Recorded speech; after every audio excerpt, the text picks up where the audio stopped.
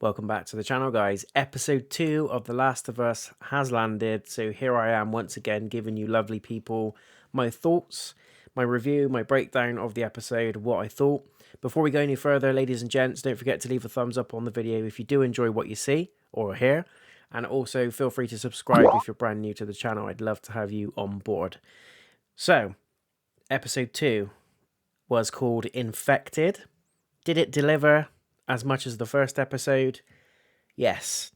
I really like where this is going. I think this is going to be a fantastic TV series. I think there's around 9 episodes to expect in this season. Without a shadow of a doubt, we're going to get a season 2. I can see it coming, and I would imagine it's going to be based on the events of The Last of Us Part 2. What I would really like to see in The Last of Us Part 2, or Season 2, is correcting some of the mistakes in the writing that we saw in Part 2, taking on some of the fan feedback, some of the issues, some of the gripes. I'd love to see a little bit of a remake in Season 2, potentially. But anyway, I've gone off topic. So this episode was fantastic, on par, I feel, with the first episode. Similar in some ways, very different in others. What I really liked, and I think this is going to be something we're going to be seeing in every episode going forwards, the first few scenes, or the introduction to the episode, is all about the virus. So again, as we saw in episode 1, we had a talk show host talking to a scientist, microbiologist, about the fungi virus, how much it's going to threaten humankind, and then obviously fast forward, we actually see the effects of said virus. In this episode, we start off in, I think it's 2013, Indonesia, where we've got like a micro scientist. She swiped from having her lovely 6-foot long Subway sandwich in a cafe, and in what appears to be sort of government body of some sort. So we don't really know who these people are. They might just be the police, but either way, they snatch her up out of the cafe. They bring her into what appears to be like a government lab or a house, and they talk to her about what they've found on human subjects. So she goes into a room, she sees a couple of bodies. There's one body in particular that's been bitten, and she goes in, has a good look at it. And what's really tasty is she opens up the mouth, and then the fungi sort of tendrils come out of the mouth. Really cool CGI. Made my hair stand on end a little bit. I just had this like furball in my throat when I was looking at it. I thought, Jesus Christ. But initially I wasn't sort of on board with the fungi story, only because it's obviously drastically different to the spores. And in my episode 1 review, I was a little bit against the change, only because, come on, it's COVID, we can cope with it. Like, it is what it is. There's airborne viruses out there, and I think the gist of why they changed it so much is they don't want to scaremonger, but it's happening. But anyway, I don't think it's, after seeing this episode at least, and initially sort of the first bit as well, when we see this sort of fungi, and it plays out a little bit more in the episode itself and plays a little bit more of a role, I don't think it's a bad move. I think I've gone back a little bit on what I said in episode 1. I think it's okay. It's not soul destroying. It's not destroying the genre. It's not taking anything at all away from the story, which ultimately is the bottom line. As long as it doesn't take anything away from the story, it's fine, right? So this scientist sort of discovers the fungi. She goes into a room afterwards, talks to the government body people, so it might just be the police, but she goes in and gives her 2 pence, basically, saying that this is going to cause issues. There's no cure for it. You know, what I've seen, I've been training and practicing and testing for absolutely years, and I've never found a vaccine. I've never come across anything or anyone that can give that sort of assurance that we can make medicine for this, that we can create a vaccine. And the guy sort of says, okay, well, what are we going to do then? How are we going to move forward with this? And she says, there's only one thing you can do. You have to bomb the damn city. And he's like, bomb the city? And she's like, yeah, bomb the city. So this gives us another sort of step forward in the pre-story of how the virus started. And I really like it. It's kind of like a virus origin story that we get at the start of every episode. And I'm really for it. It gives us a little bit more detail around what caused it, how it started, how it spread, how us as humans coped with it, or what we tried to do to cope with it, i.e. bomb the shit out of everything, which is what we always do, but sort of try and bring some closure to it, and it didn't work out, obviously. So it's leading up to that, and I think we're going to get a little bit of a sniff of of that in every episode, at the start of every episode, in sort of the pre-scene, and I'm all for it. I thought it was great. Delivered well, it was impactful. It gave us a little bit more flavour of the emotionless attached to it that we tried. We tried to get stuff out there, we tried to do things, and it just got stupidly out of control. It does also pose a little bit of a what if question. I was actually sat there thinking, what if this actually happened? Like, what if this is very, like, tangible in the world right now? There's loads of viruses going around. We had to go through COVID. We're still going through COVID in a way. And we had lockdowns, all that sort of thing. Do you know, it's believable. Do you know what I mean? It's believable. And I think the way they've done it is brilliant. It's relatable. It's emotional. There's impact there from the scientific side of it, the government side of it, and obviously just us citizens, people of the world, are all impacted by this virus. And I think the way they opened this episode was brilliant. Really enjoyed it. We then move forward. We're back to Ellie and co. We're in the present day, and they've discovered that Ellie has been bitten. So we've seen some things. Time's moved on a little bit from episode 1. Joel and Tess have kind of making their way to the Fireflies. They're looking to give Ellie over to a scientist / doctor of some sort, some guy that's interested in observing and looking at Ellie. For those of you that know the game, that have played the game, you know what's coming. So I won't spoil it too much if you haven't played the game, but it's kind of obvious why they're taking Ellie there and what they think they can do with Ellie. So she's been bitten, and Tess is like, look, Joel, she hasn't turned. She's gone 24 hours. Nothing's happened. And Joel's like, well, it can still happen. It can happen at any point. And he's sat there holding his gun, just waiting for Ellie to turn, which of course she doesn't. Also, her bites don't look the same. They're not inflamed. They're not sort of engulfed with weirdness. And she's just sat there completely normal, like she's just been bitten by a chihuahua that hasn't got rabies. She's quite happy. She's quite content. She's cracking jokes. She says to Joel, let me have a gun. And he's like, absolutely not, no fucking way. And she's like, fine, I'll just stick with my sandwich then. And what I really like about this episode, going off on a tangent a little bit, which you guys know I love to do. Episode 1 was all really, for me, about Joel. It was about his character. It was about his struggle, the start of his journey, and also how he's dealing with the grief of the loss of Sarah, his daughter, and how that's continuing to plague him even through this absolute catastrophe of events that's happening based on the virus. This episode, I feel, is all about Ellie. It's a little bit more about her character, her personality, her story. And I was a little bit dubious in episode 1. If you guys have watched that video, if you haven't, I'll leave a link in the description below. Plug it. Ellie is, in the first episode for me, I wasn't quite sure about how she's going to come out into the Ellie that we know. I thought Bella Ramsey, the actress that plays Ellie, struggled a little bit. I think she didn't quite get the screen time. But now I know, thankfully, I was wrong. And the first episode was really all about Joel. This one's all about Ellie. For me, it is anyway. And she really comes into character. She feels like the Ellie from the game. She's giving Joel smirky remarks. She's got that sort of young teenage spunk about her. And she's just kind of saying, fuck you to the world. She's got that badass, I'll do what I want. And just isn't afraid to do and say what you know. It's the Ellie from the game. It's the Ellie from the game. And for those of you that played the game will absolutely, you know, agree with me on that. It is perfection, acting perfected. So really glad I got that wrong, and I'm glad my worry was instantly removed by the next episode. And Ellie in this episode is fantastic. We get to see a little bit more about her character. We also get some on-screen sort of relationship building between Ellie and Joel. They have a couple of heart-to-hearts. They kind of sit there, talk to each other about. It doesn't go that deep because it's still early days, but Ellie's kind of like, where are you from? Joel's like, oh, Texas. And she's like, yeah, what part of Texas? And he's like, I'm not telling you that.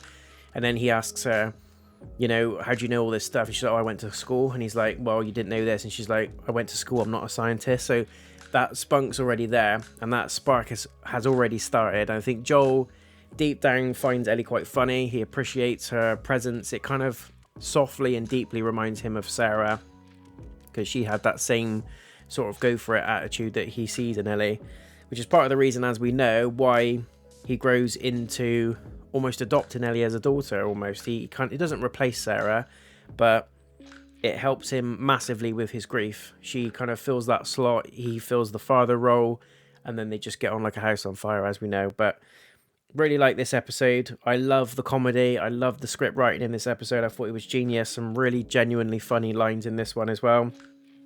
We then go out to sort of like the main world.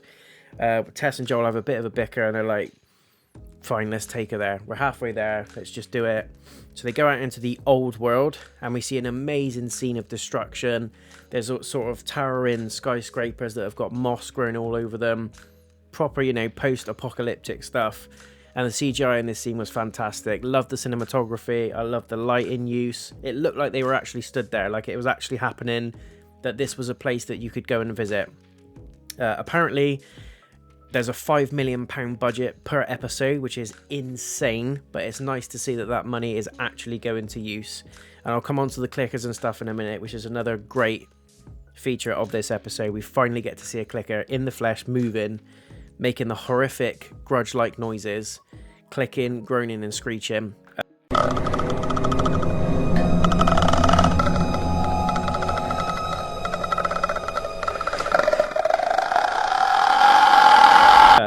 And the CGI goes into that as well, but it's really good to see that the CGI budget has been put to maximum effect. Loved it. Love the set pieces.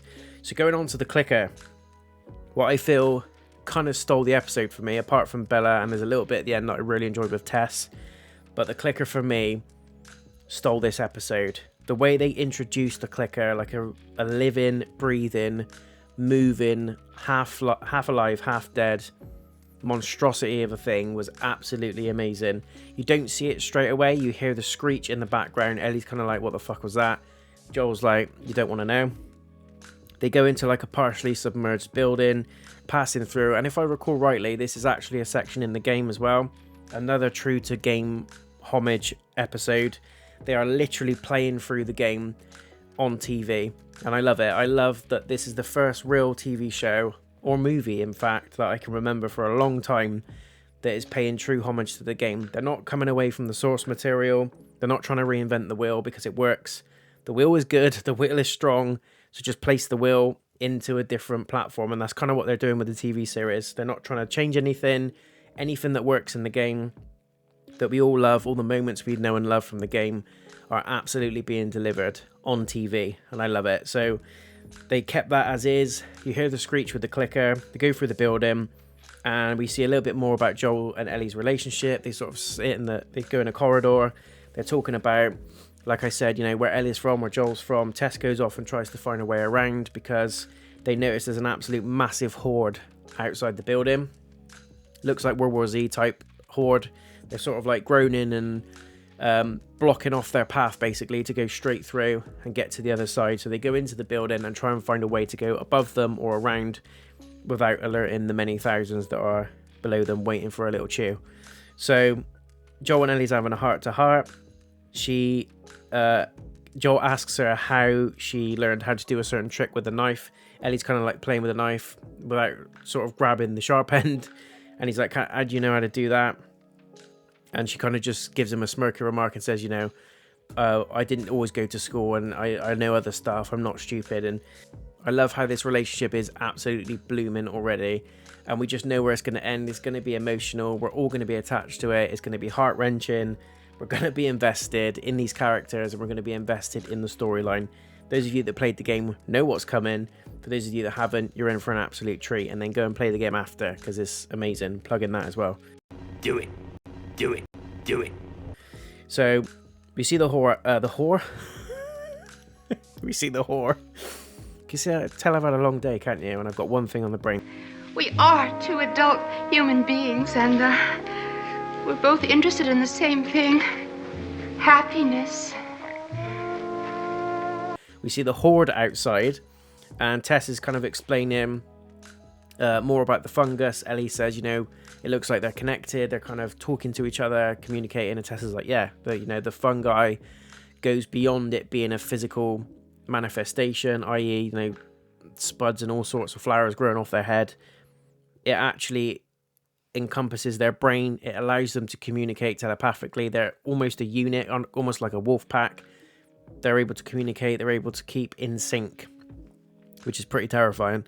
So they try and find an alternative route through the museum. We see an amazing sort of CGI scene where you've got all the fungi on the outside of the museum, so you know it's infested. And Tess is like, look, we've got no other choice. We've got to go through here. We've got to get to the Fireflies. We've got a job to do. No matter what, this place is overridden with fungi. We're going to find it wherever we go. So they kind of agree reluctantly to go inside. We get an amazing sneaking section with a clicker. We then start to hear the noises. We get a very slow introduction of the clicker, sort of walk in, or shuffling, whatever you want to bloody call it, doing the thriller walk. And we just see absolute fear. The way these characters react to, as we can imagine it being a real thing, this absolute monstrosity of a beast, is brilliant. The acting is top notch. Joel, Ellie, Tess, all of them acted phenomenally in the scene. Genuine fear. Ellie's like really struggling to breathe. It's the first time she's seen one of these in the flesh. She's heard all the stories. And Joel's, as normal, cool as a cucumber. He's killed a few of these before, so he knows how to deal with it. There's this great scene where they're sort of staring at it, and Joel's kind of communicating to Ellie, not via sign language, but he's sort of miming, you know, it can't see you, it's only done through sound, so shut up, basically. Ellie kind of takes that on board, tries her absolute best to not fart and make any noise whatsoever. Really tense scene where the clicker's like within sniffing distance of them all, and as it would have it, Ellie takes a deep breath because she gets so freaked out by the bloody clicker, as a normal person would. The clicker overhears it because it's got superhuman hearing, and it just screams and runs at them. So we get an intense scene where, you know, they're trying to take the clicker down. There's also another few that run in from the back room, and this is that scene in the game, guys, where you're sneaking through. You've got to shiv them in the back without alerting the other clickers and the horde then that runs with them. It's that section. So again, true homage to the game, and I thought it was absolutely amazing.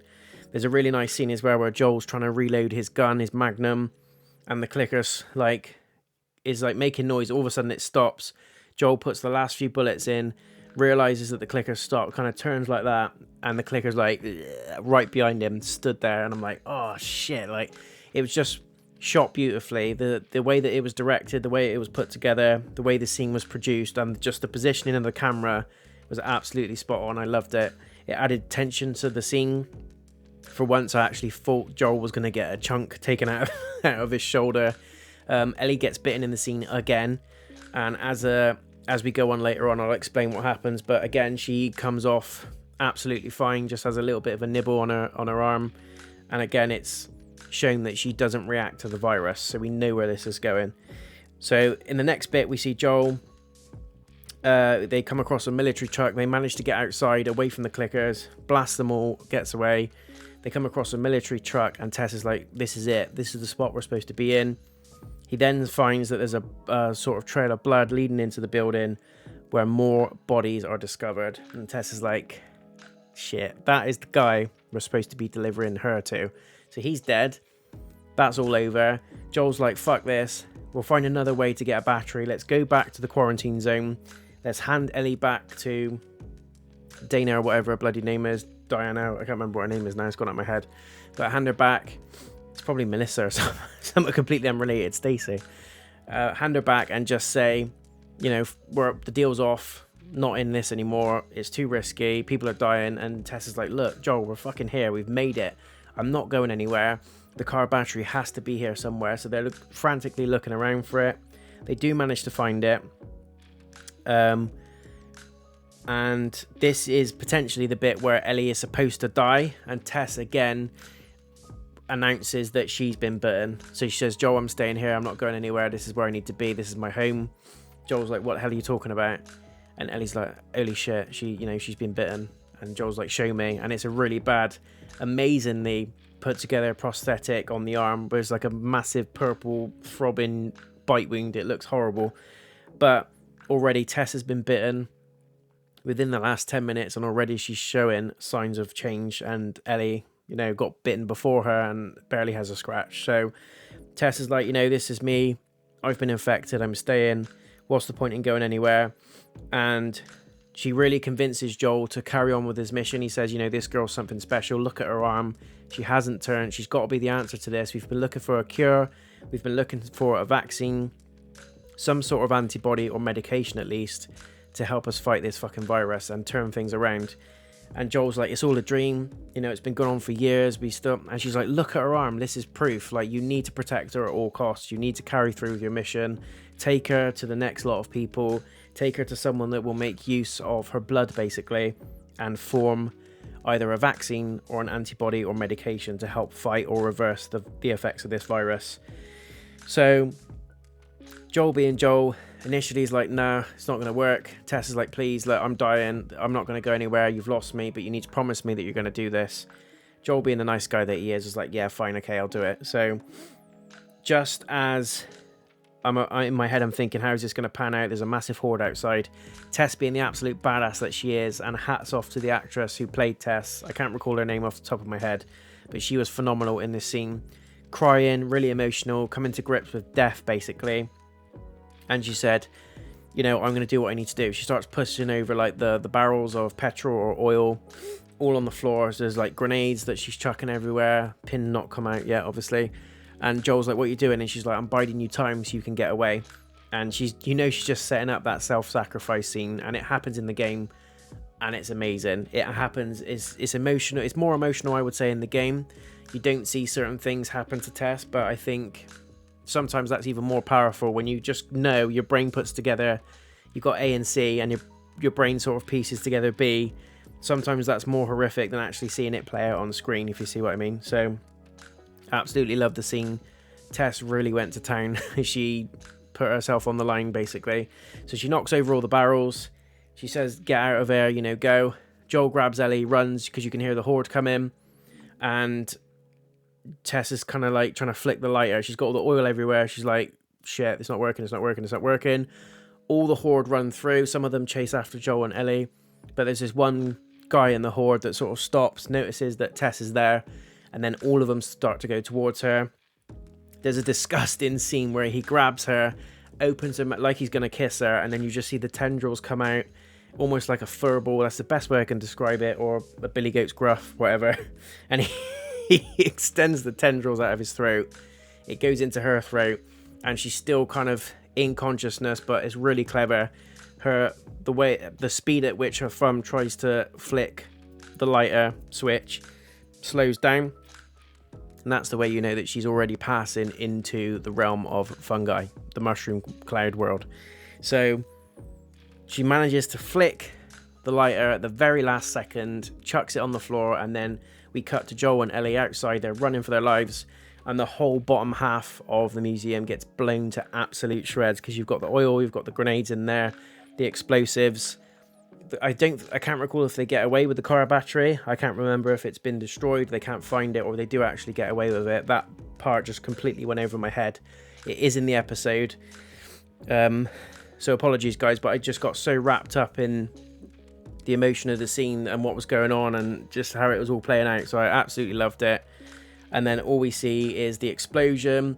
Joel kind of carries on walking, and Ellie just takes a moment to just pause outside of the museum, takes a deep breath, and then walks forward, and then the episode ends. So we leave on a little bit of a cliffhanger. What's going to happen next? Where are they going? But we know the story. If you've played the game, as I said, we know that Joel and Ellie move into other areas. I won't spoil it for those of you that haven't played the game, but that is where it ends.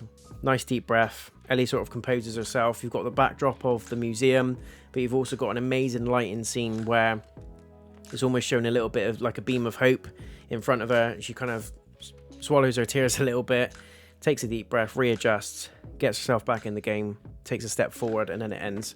So I thought the whole scene, cinematography, even the episode itself all together was absolutely beautifully put together. I love the lighting effects. I really, really enjoyed the CGI use as well. I thought they did an amazing job with the clickers. I thought when we saw that clicker in episode 1 where it was kind of pinned up against the wall, I thought, that looks amazing. Can you imagine what it's going to be like animated and moving? We see it in this episode. We get the first introduction to the clicker, and it didn't disappoint. Just as good as the game. None of it looked funky. None of the movements looked weird. The sound was absolutely on par, as you would expect. But the prosthetics and the look, the way that it was sort of shape-shifting around the room, just reminded me of the Grudge lady. I would call her the Grudge lady. Yoko, I think her name is. That really croaky, throaty, that. You get a load of that. Noises is bang on. I just loved it. For me, the clicker stole the episode. Really loved it. Freaked me out. Sort of horror elements in there as well. And as you guys know, I'm a massive fan of horror. Love the horror usage in there as well. Brilliant acting. Brilliant screen time. The way that the camera was shot was absolutely perfect. Even when little details like Joel and Tess were sat observing Ellie near the beginning of the episode, she was sat in the light. The sunshine that was coming through the dome of the building they were in. Joel and Tess were almost in the shadows. So it just kind of shows, like, metaphorically, they're really thinking about Ellie's the hope. Ellie's the cure. Ellie's the reason why they're fighting, what they're going to fight. And she's the beacon of hope. She's sat there in the light. These guys are in the shadows. They're, you know, it's just amazing how they put it together. It's really been thought through, and I was absolutely blown away. Absolutely blown away, just as much as the first episode, if not more in some scenes. We get more action in this one, which, you know, it's not always about the action scenes. It's not always about fighting clickers, you know, explosions and stuff like that. But they really did make good use of that budget, that CGI budget, the £5 million budget, which just sounds crazy. But I think we're really seeing that. Whereas Rings of Power, and I hate to keep referring it to Rings of Power because it's a totally different piece of work, but Rings of Power had a similar, if not bigger, budget, and it was delivered horrendously on a CGI front, on a cinematography front, how it was produced, how it was directed. It was all over the place. This is just the pinnacle of good TV. That's the best way to describe this series so far. The first 2 episodes have been absolutely fantastic. Cannot see whatsoever why or if or how it's going to nosedive, because it's not. I think it's already set in stone. This is going to be a masterpiece. For me, if I was to give this episode a rating, it's another 10 out of 10. Solid piece of entertainment. Highly recommend you guys watch it. If you haven't watched episode 1 either, get involved. Watch episode 1 as well. It's an amazing TV series. What I really love as well is that it's pulling in new fans. So there's loads of people that haven't played any of the Last of Us games, and it's pulling in new fans. They're picking up the game, they're enjoying it, they're going through. I'm seeing loads of stuff online as well where they've got people are like streaming the game and they've got the game playing and then they've got the episode playing next to it, and it's almost identical, even the camera angles. It's amazing. Really happy with the cast so far. I think Tommy's a great pick, Joel's amazing, and Bella, you know, I say Bella, Ellie is amazing. Pedro and Bella have been absolute phenomenal picks, and you can see now why they were both picked. I never had any reservations about Pedro. His resume speaks for itself. Thought he was going to be amazing from the off as soon as I found out he was playing Joel. Bella, I have to be honest, I was a little bit dubious about, only because I've only really seen what she's done in Game of Thrones. She was great in Game of Thrones, but is a very much a side character. Ellie is a huge character, and I thought, has she got the acting range to pull this off? And she has. She really has. She turned me around massively in this episode, so hats off to Bella Ramsey. She's doing us justice on Ellie, and I think whilst there's strong elements that are in the way that she's acting is the same as the Ellie in the game, she's also bringing her own little sass to it as well, which I think is a nice spin on the character and makes it fresh, keeps it original, but also pays homage to the Ellie that we know and love. So fantastic episode, ladies and gents. Another smashed ball out of the park. 10 out of 10. Mr. Notion is very happy. So join me next week for episode 3's review. Let me know in the comments what you think of episode 2. Is there anything that I've missed, or is there anything that you disagree with me on? Or did you absolutely love it just as much as I did? Hopefully you did. I think it's a masterpiece. I think it's the best example of everything coming together perfectly. Screenwriting, script writing, storytelling, camera angles, prosthetics, CGI, you know, actors, the way it's delivered, the way the camera's positioned, the use of the lighting, the use of the stage, the use of, you know, the props in the scene itself, the characters, the emotion. It's just chef's kiss TV. Chef's kiss TV. Love it. So stay tuned for next week, guys. As I said in my episode 1 review, it might not come out on the day. It probably will be a day or two after. Just bear in mind I have got a new arrival on the way. So if my partner goes into labour, it might be even longer so than the next episode review comes out. But I promise you it will come out every week and you will get it on the channel. So stay tuned, stay locked in. Going to continue my playthrough of Maiden of Blackwater. That's coming up, but again, I don't think we're going to finish that before baby arrives, but we will continue to crack on at it, and I will keep you posted on more content. Stay tuned as well, stay locked in so you don't miss any live streams or any other videos that I post. Going to get into the shorts as well. There's loads of comedy stuff coming up and loads more for you to get your teeth into. So hit the bell icon on the channel homepage and you'll be notified as and when all that lovely stuff goes live. Until next week, until next time, watch The Last of Us, play The Last of Us, love it. See you next week. Peace.